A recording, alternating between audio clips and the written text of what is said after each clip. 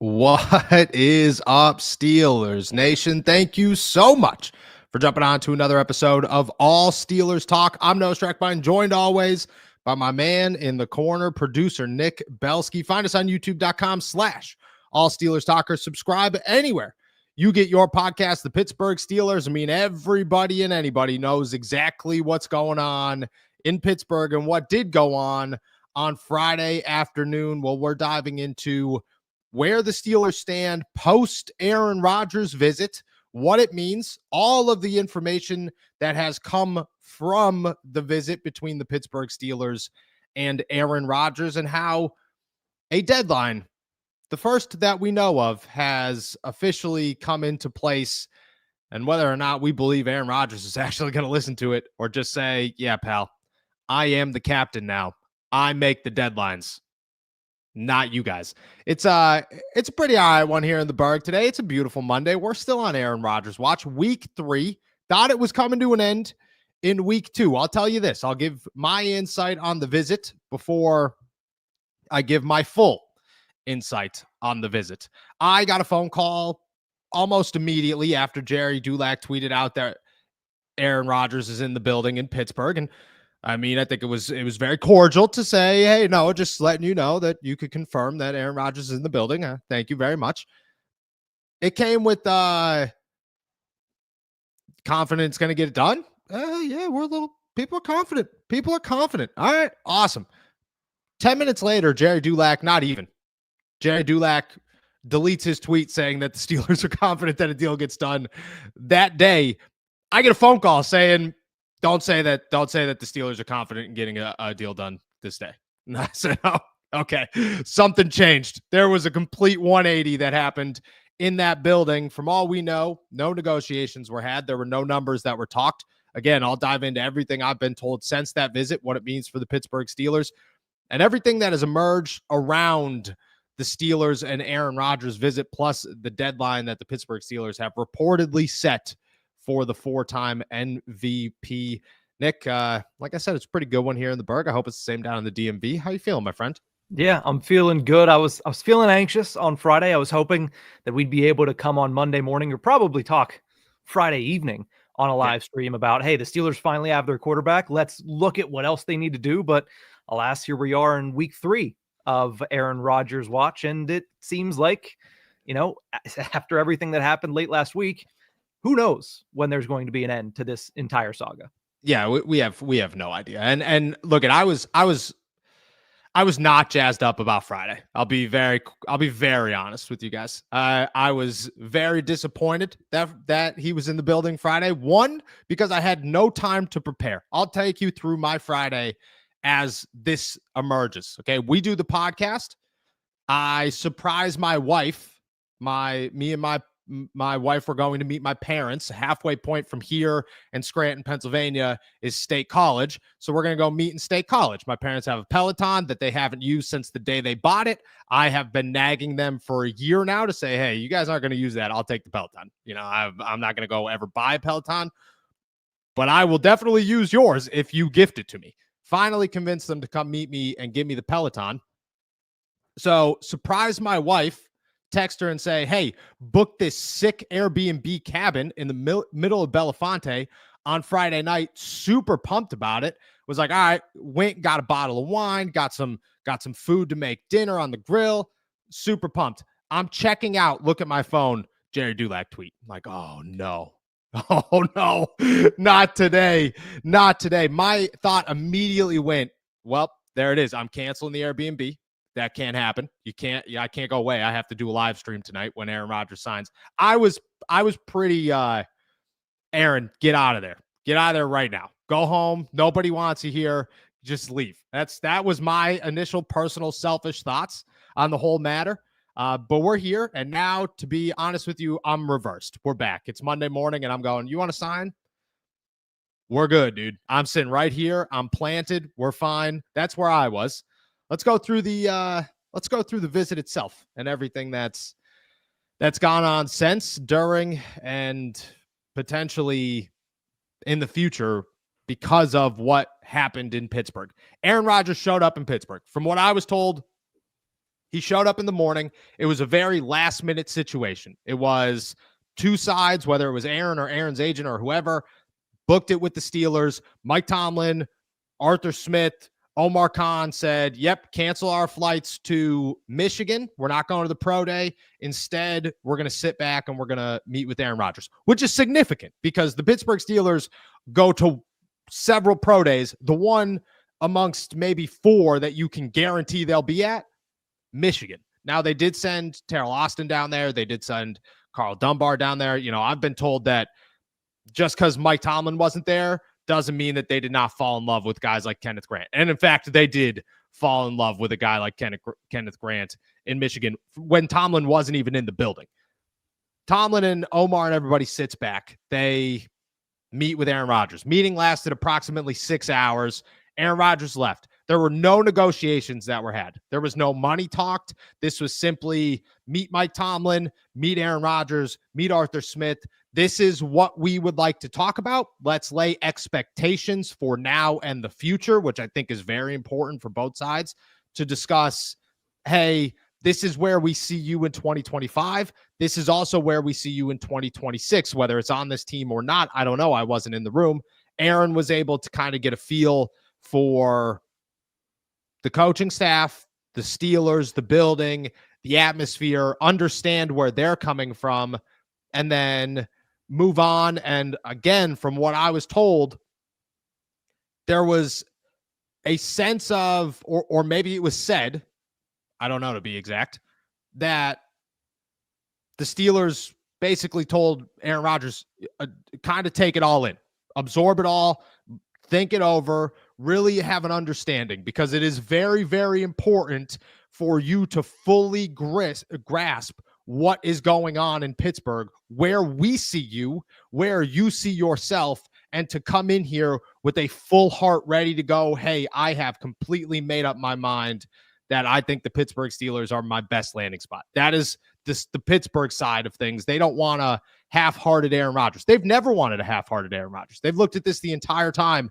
and said, if you're not going to show up for OTAs and minicamp, we don't want you. I mean, you could go back to January when they made that abundantly clear that we don't want Aaron Rodgers because we don't think that he's going to be here the entire time. They're laying out expectations of, we need to make sure you are a Super Bowl ready, you're willing to give it everything you've got one last time quarterback.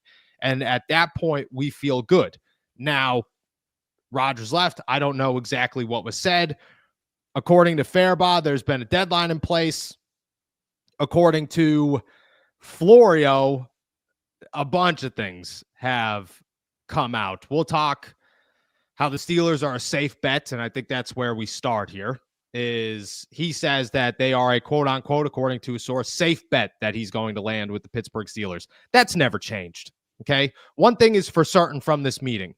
The Steelers did not go in there and change their offer. Aaron Rodgers didn't ask for a changed offer. Aaron Rodgers went in there to meet the Pittsburgh Steelers, and the Pittsburgh Steelers brought Aaron Rodgers in to meet with them. And that was it. It was a get-to-know-you meeting. We need to have a mutual understanding of where we stand.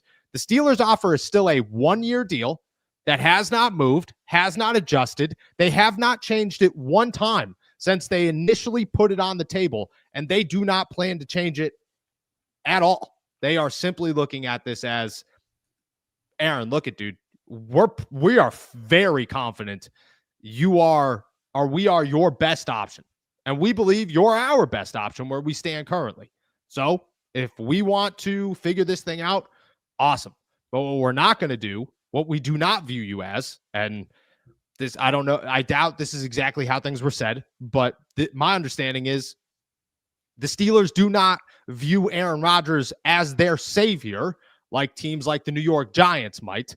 They view him as the piece that can get them there, the quarterback that they need amongst the quarterbacks options available. That they look at it and say, Aaron Rodgers can win a Super Bowl, but really, we could also win Aaron Rodgers a Super Bowl. That's how the Steelers view these things. We'll dive into more, but first, I've been going on a tangent, so I'll let you talk for a minute. I'll give you the floor. Aaron Rodgers is in Pittsburgh. No negotiations were had. He leaves. And from here, we wait once again. You had a couple of days, to mull over this. What are your thoughts? Yeah, the last thing that you said there is probably the thing that makes the most sense to me is that it's not going to be might be a little harsh, but it's not going to be a parasitic relationship, which is what it felt like the Jets and Aaron Rodgers was. Yeah. Rodgers came in and the Jets looked at him and said, "Listen, be our savior. Be the guy that turns everything around for us. Be the guy that takes us from a laughing stock that goes from quarterback to quarterback to quarterback to a team that has one of the best quarterbacks in the league." And it didn't work out. The injury was a big part of it. And I think even last year that played a role there. If you're the Pittsburgh Steelers, you're looking at this situation and saying, listen, our defense is close to, if not championship ready. Our offense, there's a lot of holes, but there is also a lot of talent there. We need you just to be the glue. We don't need you to be the superstar. We need you to be the glue, and we need you to be able to be an above average quarterback at a consistent pace. That's all they were looking for. Whenever they got above average quarterback play last year, they were very good. That's when they went on a run with Russell Wilson. The problem was he went from above average quarterback play to far below average quarterback play in the last 5 weeks of the season. So that's all they're asking Aaron Rodgers to do. He doesn't need to come in and win his 5th MVP. He just needs to come in and consistently play above average. That's all the Steelers have wanted, and that's the name that makes the most sense to be able to get that out of that position in 2025. Yeah, I agree. Now, we'll dive into the rest of what's come over the weekend when it comes to Aaron Rodgers and the Pittsburgh Steelers.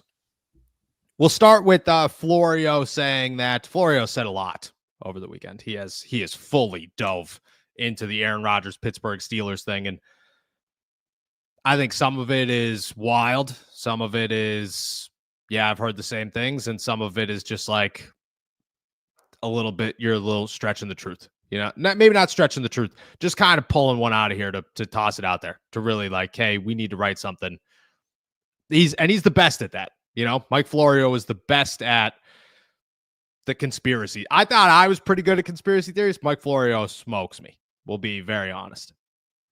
He starts with saying that he believes that Aaron Rodgers' agent could be using time as leverage to push Aaron Rodgers to take his time with this decision to essentially make the Pittsburgh Steelers sweeten the pot and give him something more. Now, we could go back to 4 minutes ago in this conversation when I said that the Steelers offer has not changed. And I'm not super confident that I know what the Steelers offer is. I'm not incredibly confident that I know Aaron Rodgers is locked into the Pittsburgh Steelers. I am confident that the Steelers are confident that they are going to get him. I'm also confident that the Pittsburgh Steelers are not willing to adjust anything on this deal, that they are just looking at it going, this is the offer, man. Take it or leave it. If the Giants want to continue to push and give you more money, awesome. If some other team emerges, awesome. This is our deal. And to be honest with you, you're great, but we have a lot of confidence in Mason Rudolph if need be. We've been eyeing NFL draft guys like crazy if need be. Russell Wilson would come back to us for pennies on the dollar if need be. We'll figure it out. We're really not in the worst spot here. It's not a good spot. It might be realistically the worst spot possible if you go back 2 months ago. But the Steelers look at it going, look, this is our offer. Nothing's changing. And maybe Aaron Rodgers' agent is doing this. Maybe that is part of it. But also just kind of understanding the NFL life of Aaron Rodgers and everything we've watched over the years. This just kind of feels like Aaron Rodgers. This just kind of feels like this is exactly what was going to happen. And we were all just buckled in for it. And it's gone on for so long that we're just, looking for something because there's nothing else to, in our heads, there's nothing else to talk about. It's the decision's not made. What are we deciding on? I have no idea. And I think that's when this stuff starts to come about. I think at some point it goes in the opposite direction. Like at some point waiting is not leverage, but instead makes the offer worse. Like at some point, Aaron Rodgers is going to cross a line where you've waited so long that the Giants sign Russell Wilson. And now you're looking at it as just the Steelers. as your only option. And they're going, oh, well, we're just going to take $5 million off that deal because you don't have anywhere else to go. What are you going to do? Retire? All right, awesome. At this point, you've essentially retired anyways. You refuse to come here. So what are we doing? I think at some point that happens. I don't think the Giants are going to be as patient as the Pittsburgh Steelers, especially if the Cleveland Browns are like really into Russell Wilson, which by all accounts, they seem to be into Russell Wilson. If Russ is willing to go to Cleveland, that changes things. If Russ is looking at it, trying to use the Browns as leverage for the Giants, then things could get real backwards for Aaron Rodgers in this scenario.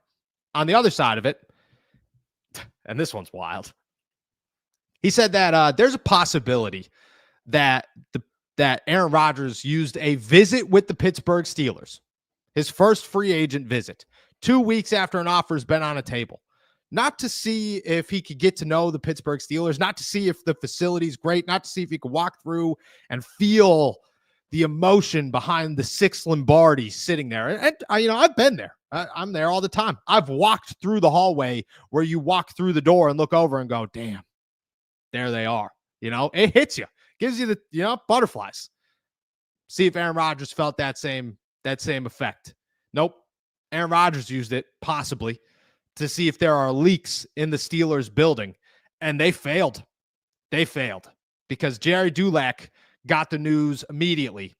Well, not immediately. It was like 4 hours into the meeting that Aaron Rodgers was in the building. I'm actually pretty confident that it was right at the end of the meeting that all of this news broke, because I know some who went to UPMC Rooney Sports Complex to kind of wait it out and see him leave and never saw him leave. So I would imagine that as the news broke, he was pretty much near the end there. It's a long flight back to Malibu. You got to get on those things. 2 holes here, okay? The first one, before everybody jumps on the Aaron Rodgers is a jerk, he's using the Steelers, this dude's getting ridiculous, blah, blah, blah. And I could be totally off base here. But the first one is this. I'm not gonna reveal anything, okay, about what anybody said or who said what to anybody. What I will say is this. Aaron Rodgers would be the easiest name in the whole world to track right now, because every single person in the NFL has their eyes on Aaron Rodgers. Every single one of them. So you're telling me that it wasn't going to get out, that nobody was going to know he was in Pittsburgh? There's hundreds of people in that building, okay? This is not a broken bone. This is not, I'm not vaccinated, but I'm saying that I'm immunized or whatever. This is, he walked through the door, which means that he had to pass not 1, but 2 security checkpoints, okay? That's plenty of security people. The people at the front desk, the entire cafeteria is on his left. There's got to be at least 1 maintenance guy walking around, and maintenance guys are awesome, okay? He met with a dozen coaches. I bet you he met some players who were in the building, some random former players who were in the building, and you're telling me not one person was going to casually send a text to somebody and say, hey, Aaron's here today. That's pretty big. Just not even thinking about it. It's getting out. It's the easiest thing in the world to get out. Aaron Rodgers wasn't using the Steelers as a leak test, okay? So let's shut down any conspiracy theories of Aaron's wild and this dude is in here just looking to play games with Pittsburgh. It was genuine. Everything I've been told is that it was genuine, that Aaron Rodgers is really respecting the way the Steelers are going about this. And the Steelers are trying to respect the other side of this with Aaron Rodgers. Was he using it for leaks? Was this a test for the Pittsburgh Steelers to pass and say, hey, we're rock solid in here, okay? This is Alcatraz. Nothing's getting out, okay? Not here. Not in the city of Pittsburgh. Yeah, no, I think that's a joke. To be completely honest, that is 100% a joke. This isn't college football and you're sitting at Cal, right?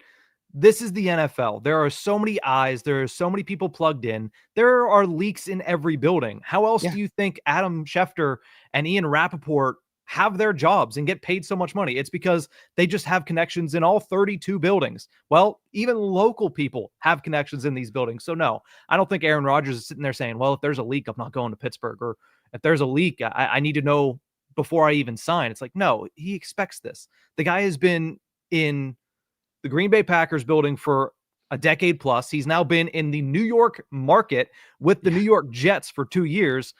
It's part of the job. Aaron knows that. I don't think, like, Aaron is a very private person, but I don't think Aaron is silly enough to think that maybe if I go to Pittsburgh, there's not going to be a lot of leaks. There's not going to be a lot of stories about me. I'm going to be able to have my privacy in Pittsburgh. Yeah, maybe more so than New York, but it's not always going to be 100% when you play that position in this league. So the fact that that would be the entire purpose, that he flew from Malibu to Pittsburgh for 6 hours, seems a little bit ridiculous to me.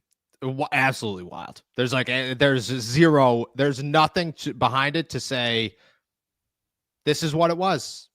Aaron Rodgers is using the Pittsburgh Steelers because he needs to make sure this place, nothing gets out of here. Dude, what are you talking about? You're in Pittsburgh again. Nothing was signed. There were no negotiations. You want to know what this was? Hey, Mike, great to meet you. Here's the blah, blah, blah. You met too many people. Something was getting out.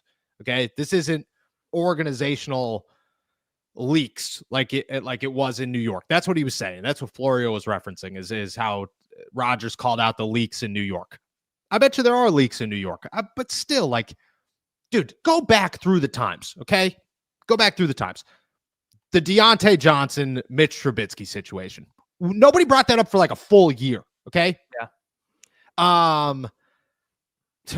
Matt Canada getting fired. Nobody, not a single person thought it was happening until literally the moment it happened. Nobody had any indication that we all thought it should happen for a year and a half. It should happen, but it was dead silent for right up until the moment that Art Rooney said it's over. You're gone.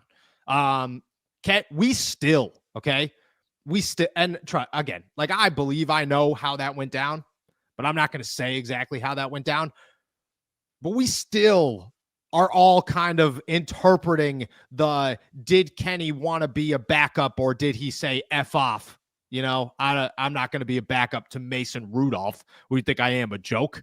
You know, it's pretty rock solid in Pittsburgh. They're pretty good at not letting this stuff out to ruin everything George Pickens shows up 2 hours before the Christmas game. We find out 2 months later. You know, it's pretty big. They're pretty good compared to most markets when it comes to this stuff. There was no tests. This is the big one. Nick Fairbaugh, friend of the show, buddy of mine, said that the Steelers have given Aaron Rodgers a soft, quote unquote, soft deadline. And that deadline is April 21st, which is the first day of offseason activities for the Pittsburgh Steelers and the rest of the NFL. It's the day that any veteran can show up and begin to work. It is the day that all are welcome back in the building, although most are welcome back in the building already. And it is the day that the Pittsburgh Steelers reportedly expect an answer, at least by then, on whether or not Aaron Rodgers is going to join them. I have two trains of thought here. The first one is a soft deadline has never even made Aaron Rodgers flinch, and he will not flinch at a soft deadline. There is just no chance. Aaron Rodgers laughs at your soft deadline. That is, you want to know what that is? That's nothing. That's just words with nothing behind them. Two, I like April 21st. I think it's a good deadline for the Pittsburgh Steelers. I think it's a really good deadline for the Pittsburgh Steelers. And I think they should make it a hard deadline, because April 21st allows you to have an understanding of where your quarterback situation is. It also gives you a full week to say, okay, I guess less than a week, 5 days, something like that, to say, if Aaron's on our team, awesome, we have an understanding. If he's not, we have 4 days to readjust our NFL draft plans. That we have one final, okay, here it is. Let's figure this thing out. And everybody could say, like, oh, months and months of scouting comes down to 4 days. They could do it in 4 days. They could 100% sit there, not leave their houses or their draft war room for 4 days and have a rock solid plan of how they're going about things. That is a possibility. I think the 21st is perfect. And I think it's something that the Steelers should make a hard deadline, because if he doesn't show up by the 21st, like, what does he do? Does he sign the day of the draft and then just screw everybody? Does he sign the second day of the draft after you just drafted Tyler Shuck in the first round? Like, is that what he does? And do you even accept that? Like, that's where things get a little chaotic in the Aaron Rodgers realm of things, is if the Steelers go into the NFL draft and Aaron Rodgers has not signed yet, they could either guess that he's going to, which, I mean, by no counts should be a guarantee, especially at that point. At that point, we're a month and a half in. Like, what could be holding him back? Nothing. At this point, you just have to assume he's like almost 2 feet out the door. You have to go into the draft assuming that he's not going to be here. And then what happens if he is? What happens if he signs the next day, or he calls you on Monday and says, hey, I'm ready to go. Let's sign this deal. And you just spent a first round pick on a quarterback. Like, I get it. You'd rather have Aaron Rodgers as your starting quarterback in 2025, but you also just completely changed your plans for this guy. You completely changed everything. The Steelers, if Aaron Rodgers signs the 21st, if Aaron Rodgers signs with the Pittsburgh Steelers on the 21st, their first round pick is not a quarterback. It's not. It's another position in need. And then maybe they do something big like trade to the end of the first, round, early second round for a guy like Jalen Milroe who could develop. They waited out to the third round for a guy like Quinn Ewers. They hope that Will Howard's around in the third round. They do something like that, a developmental piece, a guy with upside that isn't supposed to start in 2025. But if Aaron Rodgers isn't here on the day of the draft and they draft Jackson Dart, you're not drafting Jackson Dart to sit behind Aaron Rodgers for a year. You drafted Jackson Dart because you think that guy is the next quarterback of the Pittsburgh Steelers. And now what? You've just done that so that next year becomes even more complicated? Like, that's where it comes down to me, is if the Steelers' plan with Aaron Rodgers is to draft a Kenneth Grant, is to draft an Emeka Egbuka, which it probably most likely is right now, is to draft a Trey Henderson or a whoever in the first round, and all of a sudden they have to overreact and draft a quarterback, and then Aaron signs 3 days later, I don't even think I'm accepting that deal. I think I'm just telling him, screw off, it's over. There's nothing left. You've pushed this too far. That's why I think in my head, the 21st gives you enough time to adjust everything you need to adjust, to have an understanding. And if he says, no, I'm not ready to make a deal yet, you tell him, all right, cool, you have until Wednesday night. If you don't call us by Wednesday night, we're moving on. That's how I view things. I mean, things could be different. Everybody has a different opinion, but I would look at it that way. You got thoughts on the matter? Yeah, you have to be willing to walk away at all times. You have to be willing to walk away and pivot to your next plan. I would hope, and I would guarantee, that the Steelers do have a contingency plan if they don't land Aaron Rodgers. I know that it's so far down the road that the Steelers are looking like the leader in the clubhouse to land this guy, but they have contingency plans. And part of that, probably a large part of that, is the NFL draft, because they have Mason Rudolph in the building. And as everybody has stated over the past week and a half since he signed, they are comfortable with Mason Rudolph starting games in 2025, but they don't want him to be the starter in 2025. Now, you can agree with that or not, but that's what everybody is saying the Steelers are viewing Mason Rudolph as, which means the guy that they want to be the starter in 2025 is not yet on the roster. That could be a draft pick. That could be Aaron Rodgers. But if Aaron Rodgers is continuing to say, hey, I don't know yet. Yeah, I don't know yet. Well, I'd like a little bit more time. You have to make that deadline. And the 21st, I agree with Faribault. If that's exactly what it is, I agree with you. That's what it should be, but it should be a hard deadline. It shouldn't be like, well, we'd like to know. So, let us know by the 20. No, let us know by the 21st or kick rocks. Like, yeah, they view him as the number one option for 2025. They want him. He is their guy. But these draft picks are so important, not just for 2025, but for the next 4 years of the franchise. The entire short-term future of the Pittsburgh Steelers is contingent upon making sure that you're getting the correct picks at the correct slots at the end of April. And if you're sitting there saying, well, we kind of have to maybe do it this way, maybe do it that way, because we don't know what's going to happen with Aaron Rodgers, that has a chance to really screw over this entire draft. Not just one pick, but the entire draft. And we've seen drafts can either make or break a franchise. We saw it back in the 70s where the Steelers got a whole bunch of Hall of Famers and it led them to multiple Super Bowls. Or they could screw it all up, and you could see exactly what happened after Devin Bush was a first-round pick. And you look at that draft at this point, less than 10 years later, and you say, man, they really have nothing left from that draft. Or you look at all the other first-round picks and say, man, they have nothing left from those drafts. Omar Khan has been really good in his first 2 years of a draft. I understand you can argue about the first-round picks all you want, but if you look at the depth of his drafts, it's been really good. Mm-hmm. He needs to be able to have a plan going into that, knowing who his quarterback is, because if not, there's a chance that this is the first time that I look at Omar Khan's draft and say, due to no fault of his own, it's a bad draft, because every year I've said he's had a good draft. If he walks in without knowing what's going on with Rodgers and the door still being open, there's a larger percent chance that he screws it up or doesn't get the picks that he needs because he's waiting on the 41-year-old.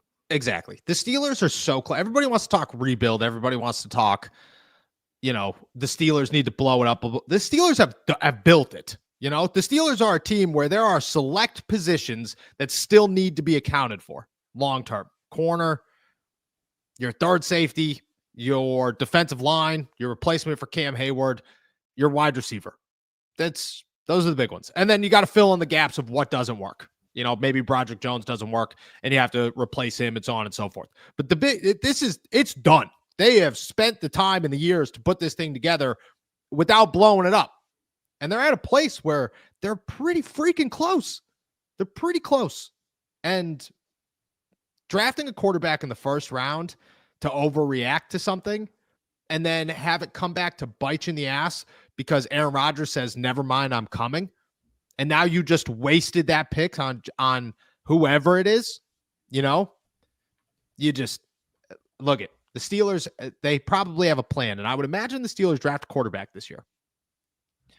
But if Aaron doesn't come and they have to adjust those plans and then it doesn't work out, or they have to overreact and say, damn it, we really want to go with Garrett Nessimer or whatever it is on LSU next year. Mm-hmm. But, we need a guy this year. We got to go get Tyler Shuck. Mm-hmm. If that happens and then Aaron Rodgers comes back, for one, Aaron Rodgers immediately is the most hated guy in Pittsburgh. Fans will not want him at all. And two, to be honest, I'm telling him, no, you're good. We don't want you anymore because of what you just did. And at the same time, like, if Aaron is at the least bit thinking about the Pittsburgh Steelers, which he has to, like, this entire situation is Pittsburgh Steelers, Aaron Rodgers, separate identities. If you're the quarterback of the Pittsburgh Steelers, you need to become the quarterback of the Pittsburgh Steelers. That's what you need to do. And at that point, you got to think of the future, the now, the everything of this organization. You have to take that into account. So I agree with Faribaugh. I agree with you. It's got to be the 21st. Make it hard and say, dude, this is not a soft deadline. This is it. Show up or don't. If you don't, we're moving on. Sorry, dude. We've waited and we've given you all the time in the world. Mason's our guy with Jackson Dart, stepping in to be the starter in 2025. All right. That's everything on the Rodgers visit to-do list there. This thing's still, it's not going to stop. That's the thing, is this is not slowing down. There is new news that comes out every single day, somehow, some way. I don't understand it at all. I don't know how we continue to develop new news in a situation that is as stale as humanly possible, but we're here and we're doing it. With that said, we're going to end our agenda on that. We're going to finish off the show the same way we do every single day. We're going to answer all of your questions, so make sure that you toss them in the chat if you got them. Shout out to our members. Shout out to our super chatters. Cannot thank you guys enough for what you do for us. With that said, Nick, I'm going to toss it to you. What do we got? Yeah, we got to start with a quick shout out to Knock, who begins this week the same way he ended last week. How are you doing this? All Steelers Talk memberships gifted, and also wants to remind you, Noah, that he is still waiting. Look at dude. You tell me when you're in Pittsburgh. You tell me when you're wherever I am, and not. It's coming, my friend. It's coming with this membership. It's coming. I appreciate you. Let's jump down to Chris, who says, Noah, Nick, humor me with a hypothetical here. If the Steelers were to trade up for the number 1 pick to draft Cam Ward, what would it cost us if Pickens is included? George Pickens, a first-round pick this year, a first-round pick next year, maybe a second-round pick next year, and a third-round pick next year. That would be my draft haul to move all the way up to number 1. It's a big leap. If you were moving up to 5, it's different. If you were like, we'll go trade with the Giants. Okay. That probably cost you this year's first, George Pickens, and next year's first. But to go all the way to number 1, to go get a guy that the Tennessee Titans clearly like, because you have to factor that into it as well. Like the Titans are giving up the guy that they view as their franchise quarterback for what? For next year. I think it would cost this year's first, next year's first, George Pickens, a second, and possibly a third. I think that'll get it done. It's going to be a haul. It's going to be a massive haul to go up and get the number 1 pick. Yeah, I mean, for reference, you look back at 2023 when the Panthers traded up to number 1 to get Bryce Young. They traded their first. Moved up from 9. They moved up from 9, but they traded their first, their second, and then another first and second, and DJ Moore. Yeah, so that's exactly it. Yeah, a lot to go up 8 spots. And don't get me wrong, Bryce Young was viewed, I think, a little bit higher than Cam Ward is, but it doesn't change. Like you're going way further to go get that. So again, it would take a lot to go get that situation, to go get the number 1 pick. Let's go to Knock again, who says, by the way, I am only an hour north of Pittsburgh. Oh, that's awesome. You in the Latrobe area? If you're in the Latrobe area, training camp, you let me know. North? I don't know. I don't know what side of the city I'm on. I don't know what side of the city Latrobe is east, but dude, I don't have any idea. I live in East Liberty, and people tell me constantly that I'm not the east side of the city, and I'm like, that doesn't make any sense to me at all. But northeast, okay, huh? Northeast from like Center City. That's what I'm saying. Like, why is it called East? It doesn't make any sense to me at all. Okay, so I've given up. Let's go to Egyptian Roughneck, who says, here's something even harder than listening and waiting on Aaron. Is your wife being crybaby Raven laughing at you every day about the QB spot? Oof. It is a tough time to live in a house with a Ravens fan. It is a tough time to live in a house with the Ravens fan, especially because they got DeAndre Hopkins. They look pretty good. But, the Pittsburgh Steelers, I wrote a story that comes out in 19 minutes that I put my best conspiracy theory hat on and said, we're going for it here. All right. Saying Jalen Milroe, in Mike Tomlin's eyes, might be viewed as the next to Lamar Jackson, which I don't think he is. But just following the pattern here, would not surprise me if Mike Tomlin's saying, I'm not missing on this guy. I missed on Lamar. I'm not missing on this guy. Let's go to Maddie, who says, what's the difference between Russell Wilson and Aaron Rodgers? We didn't want Russ back for a reason. What positives does Aaron bring? Also, does bringing Aaron in still give us a shot at a rookie? Aaron does give you a shot at a rookie. I would imagine the Steelers do draft a rookie quarterback this NFL draft. I'm guessing it's the 3rd round, maybe the 2nd. Like, they might trade back into the 2nd round and feel comfortable with it. You could spend next year's 3rd round pick and a 5th round pick or something this year to go back into the 2nd round and draft somebody. Jalen Milroe, Quinn Ewers, names to watch for sure. Will Howard. When it comes to Aaron versus Russ, at the end of the day, like, Aaron is still like a do-it-all passing quarterback. He could throw. Everybody wants to say, like, Aaron doesn't utilize the middle of the field. Go look at Derek Bell's Twitter account. He posted, I think it's like 4 minutes or something, of Aaron Rodgers just throwing darts up the seam last season to Devontae Adams and company. So the difference is Aaron Rodgers can still utilize the whole field. Aaron Rodgers does utilize the whole field. Aaron Rodgers is potentially the greatest passing quarterback in NFL history. And even if he's taken steps backwards, which he has, age catches up to everybody, he's still really, really good at throwing the football. Russell Wilson is really good at throwing the football in one direction, and that is up and to the sideline. And that's awesome, but it's a very limited offense, and the Steelers don't want a very limited offense. Quick shout out to Russell, who is the newest member of All Steelers Talk. Hey, appreciate you, man. Appreciate you, Russell. Let's go to Egyptian Roughneck again, who says, I just solved our quarterback situation. Mike Vick says he can still play. Also, something about this O-line may be a lot different. I can't wait to see how Troy Fautanu fits into the mix. Mike, it still blows my mind sometimes that Michael Vick played for the Pittsburgh Steelers. Like that just, you want to talk forgotten quarterbacks that played in Pittsburgh? Michael Vick. But heard I wasn't here when he was here, obviously. Heard he was the nicest guy. Heard he was super, super nice guy. So shout out Mike Vick.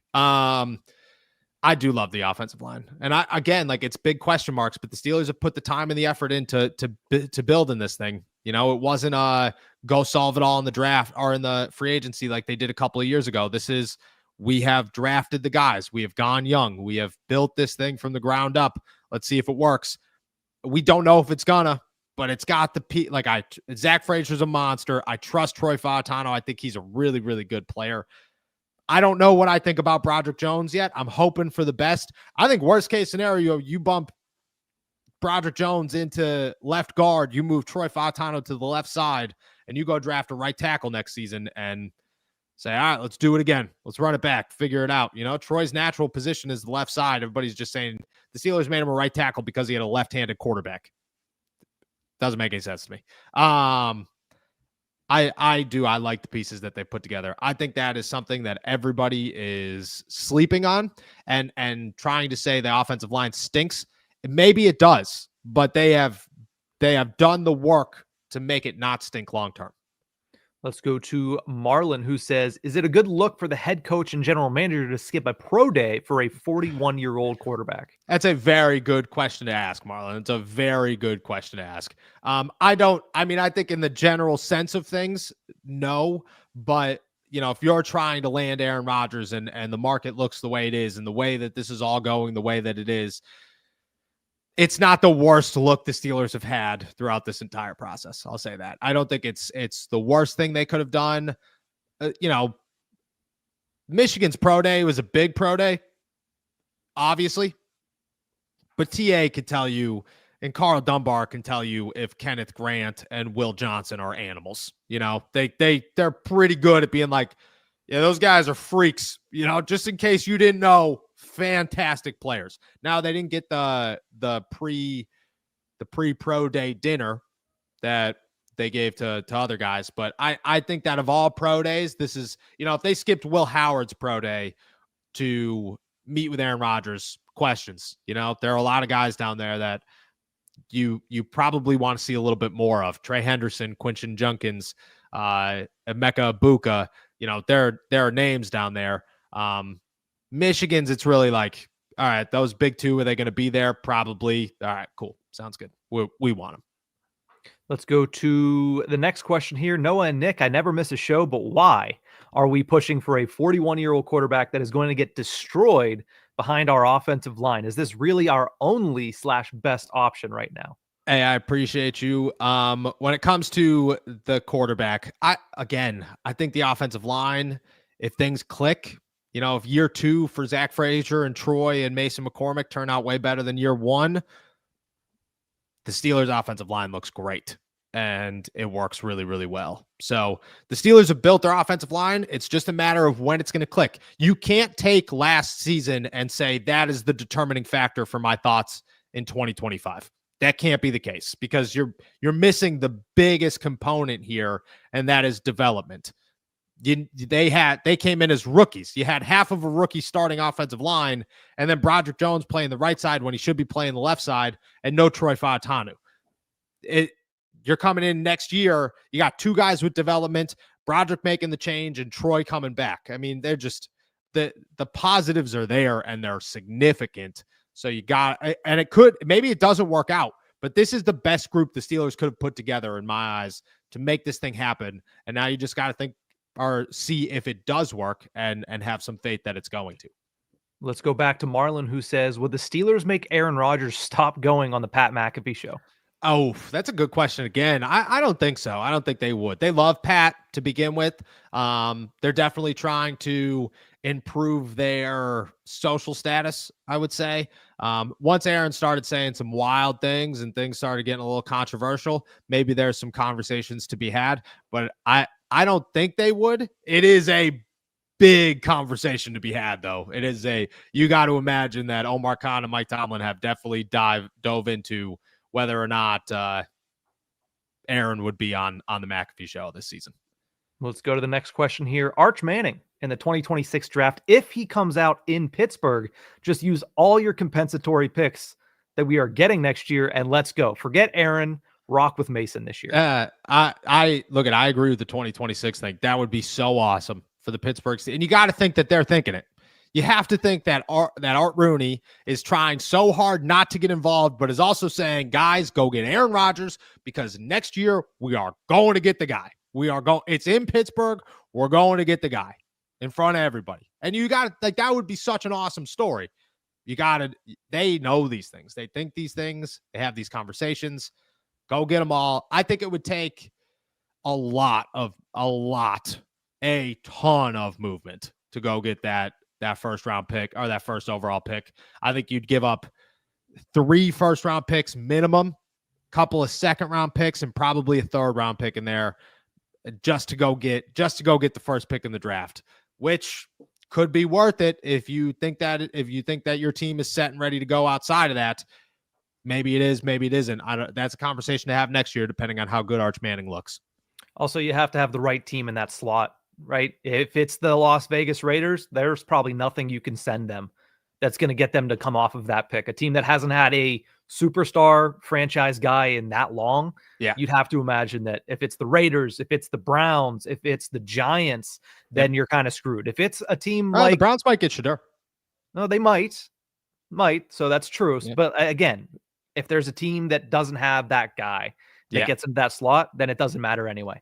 Yeah, I think trading up to 4 or 5 is the move for the Steelers, where they could get the second or third best option and just kind of hope that it works out. Let's go to Michael, who says, do you think the leaks about Wilson and Smith's issues, which, according to Michael, says clearly came from Wilson's camp, might prevent them from pivoting back to Russ in the end?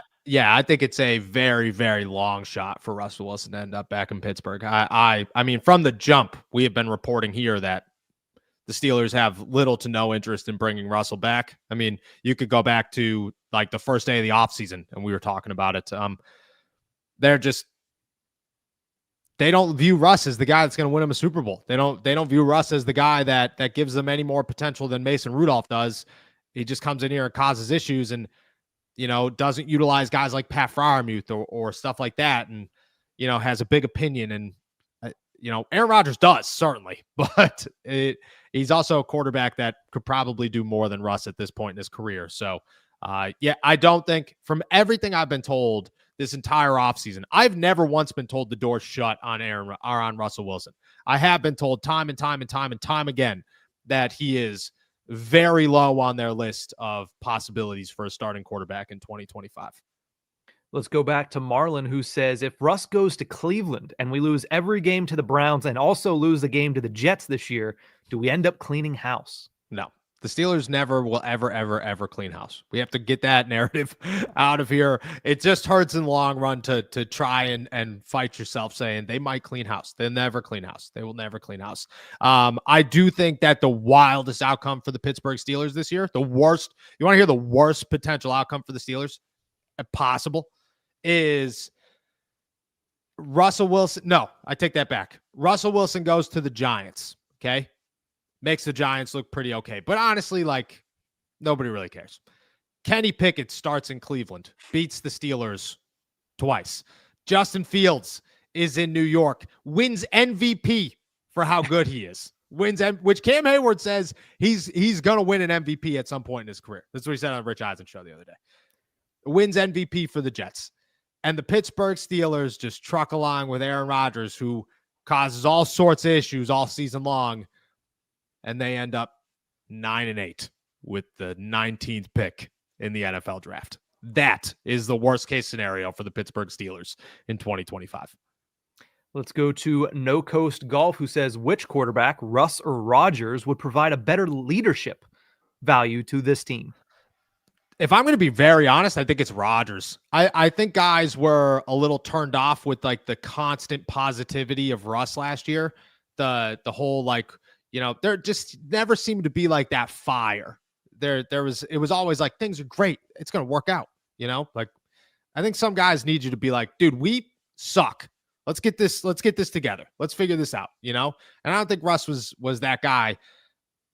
I've never heard a bad thing about Rodgers as a teammate, ever. You know, people could talk about Rodgers as a quarterback. People could talk about Rodgers off the field. People could talk about all the distractions that come with Aaron Rodgers. All those things are justified and valid. I've never heard anybody complain about Aaron Rodgers as a teammate, ever. So I would guess it's Aaron Rodgers. And as if they're developing a quarterback, I think it's easily Aaron Rodgers as their best option. Let's go back to Maddie, who says, do you have any faith in Jackson Dart or Jalen Milroe in 2025? No, not in 2025. I think Jackson Dart has upside, could be a starter now that wins a couple of games and, goes through the struggles, but can develop into something. I think Jalen Milroe is a guy that you got to give at least 2 years to before he's your starting quarterback. And there's a lot of development there. Like is it Lamar Jackson? I don't think so. I think Lamar had a better arm coming in here. I think Jalen Milroe's got a rocket, but I don't think he's got any accuracy. And I think his processing is very slow. So I think you're given 2 years for Jalen Milroe. I think you could start Jackson Dart now, but I don't think that he's going to, make you a contender. He's not going to have a CJ Stroud or a Jaden Daniels rookie season in 2025. Let's go to Pittsburgh Hornets, who says, is Rodgers able to push a sled in training camp without getting injured? Aaron Rodgers would never in a billion years, push a sled ever in his life. I doubt that he does anything during the conditioning test. I would imagine he's eating lunch with me while the conditioning test is going on with the Steelers this year. Let's go to YouTube user who says, how many games do you think the Steelers can win with their current quarterback situation? 9. It's 9. The answer is 9. It's always the floor. Yeah, the Steelers do not have losing seasons, and they're not gonna have a losing season. Like if Mason right now, the current quarterback situation is Mason Rudolph and Skylar Thompson. You know how many games that wins? 9. It's 9, and it's always going to be 9. Let's go to Diana, who says, hey, Noah, let's grab Ryan Tannehill right now. He's 36. He loves Arthur Smith, and I read the Vikings might be interested in bringing him in. I say let's go get him right now. What do you think? Look, I think he's younger. I think he does have a connection with Arthur Smith. I don't mind Ryan Tannehill. My issue with Ryan Tannehill is he took a year off of football last year, and you don't know what that's going to do, especially when it comes to processing the field and being able to read and communicate and all those things. A year off of football is a big deal in the NFL. I do like Ryan Tannehill. My thing with Ryan Tannehill would not start over Mason Rudolph. Okay. And if you're going to draft him as backup, cool. But you're probably just going to go rookie as a backup if Mason Rudolph is your starter. So I just don't know if he fits into the mold of what the Steelers are trying to do. Whereas in Aaron Rodgers starts, and Mason's your backup and a rookie's your third. I don't think you're going to get that with Ryan Tannehill. But I hope that Tannehill signs somewhere because I think he's very good. Let's go to Axel Snappers, who says, how bad did the Bengals screw themselves by signing both T. Higgins and Jamar Chase? I don't know if it's going to work out. I have no idea. I think it's a risk to sign 2 massive wide receiver deals on top of a quarterback deal, and now you're probably going to lose your best defender, But I think the salary cap is a myth, and you could push these payments back for the next decade. So, if the Bengals are saying, hey, we need some cap space, let's go get some cap space. You could pay T. Higgins until he's 40, and it just slowly takes off your cap hit this year and pushes it to next and next and next and next. So I think they're in trouble, but I also understand why they did it because morale's a thing and they were trying very hard not to piss off their fan base and Joe Burrow. Let's go down to Egyptian Roughneck, who says, give out a congrats to Peyton Wilson. Got married yesterday. Hey, shout out to Peyton Wilson, dude. Shout out. Peyton Wilson's a good guy, dude. Shout out Peyton Wilson. And let's go down to ND Joe, who says, Noah, have you seen Minshew's training montage? The majesty of his mullet is something that yours should get to. I know. Let's see if we can give a little mullet update. Could you see it over there? There's a little bit going on there. There's a little lettuce. A little lettuce going on. It's in the makings. Shout out to you guys. I have to give a best man speech at my brother's wedding in June, and I haven't decided if we're rocking the mullet yet or not. But I think it'll depend on how fat I am by June, because you can't be a fat dude with a mullet giving a speech. You know what I mean? That just doesn't, you look bad. You know, you look like fat dude with the mullet. But if I'm like in decent shape, I could rock a mullet and look okay. I could, We're getting into springtime. You're getting ready to head down to Florida. It's going to be a lot of movement, golfing. Just don't take carts. Just walk the 18. Don't nobody's cart the 18. walking the 18. What is this, COVID? When you were sneaking onto golf carts? No, nobody's walking our golf courses. Nobody's walking the 18. But me and the wife, we're in wedding prepare season, which means that, I'm eating like lettuce and carrots for dinner. It's not fun, but you got to do what you got to do. That's a wrap for today then. Awesome. With that said, guys, we are heading out of here. Thank you so much for jumping on to another episode of All Steelers Talk. Make sure to subscribe to us on YouTube, youtube.com/All Steelers Talk. Check us out anywhere you get your podcast. And as always, find all of our work at si.com/NFL/Steelers. Once again, shout out to all our members and our super chatters. Make sure to subscribe to us because, helps us look good in the long run. Hopefully we get some Aaron Rodgers updates. If not, we'll be back to talk about everything and more. Enjoy a beautiful one in the Berg. Peace.